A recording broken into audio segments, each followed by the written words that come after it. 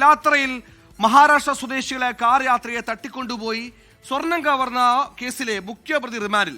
കീച്ചേരി 5-ാം പീടിക സ്വദേശി പി സനു സന്തോഷിനെയാണ് പ്രത്യേക അന്വേഷണ സംഘം പിടികൂടിയത്. വെള്ളിയാഴ്ച രാത്രിയോടെ അറസ്റ്റ് രേഖപ്പെടുത്തി കോടതിയിൽ ഹാജരാക്കി റിമാൻഡ് ചെയ്തു. സ്വർണം പൊട്ടിക്കൽ സംഘത്തിന് 2 കാറുകളും കസ്റ്റഡിയിലെടുത്തിട്ടുണ്ട്.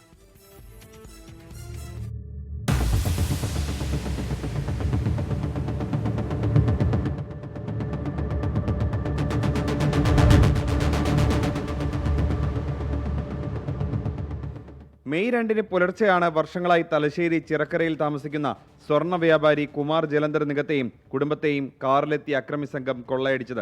സംഭവത്തിൽ ഒളിവിലായിരുന്ന സംഘത്തിലെ ഒരാളാണ് ഇന്നലെ പിടിയിലായത്.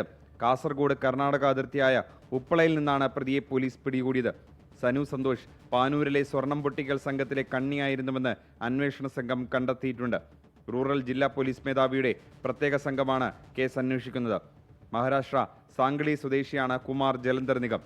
ഇന്നോവ കാറുകളിലെത്തിയ സംഘം പയ്യന്നൂർ എടാട്ട് ദേശീയപാത സർവീസ് റോഡിൽ വെച്ച് പിന്തുടർന്ന് മാതമംഗലം റോഡിൽ വെച്ച് ആക്രമണം നടത്തുകയായിരുന്നു. പിലാത്തറ കോപ്പറേറ്റീവ് കോളേജിന് സമീപത്തെ ആളൊഴിഞ്ഞ സ്ഥലത്ത് കാർ കൊണ്ടുപോയി ആക്രമിച്ച ശേഷം 25 ഗ്രാം സ്വർണവുമായി കവർച്ചാ സംഘം കടന്നു കളഞ്ഞെന്നാണ് പരാതി. കാറിൽ വ്യാപാരിയും ഭാര്യയും 2 മക്കളും ഡ്രൈവറുമാണ് ഉണ്ടായിരുന്നത്.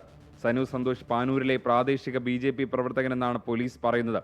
എന്നാൽ ആരോപണം BJP നിഷേധിച്ചു.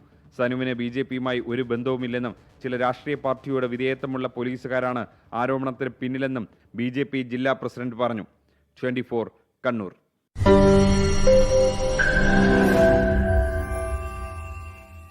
ലോകത്തെവിടെയായാലും ഏത് സമയത്തും 24 വാർത്തകളും ഓഗ്മെന്റഡ് റിയാലിറ്റി പാക്കേജുകളും എക്സ്പ്ലെയിനറുകളും വിശദമായി കാണാൻ ഞങ്ങളുടെ YouTube ചാനൽ നിങ്ങൾക്ക് സബ്സ്ക്രൈബ് ചെയ്യാം.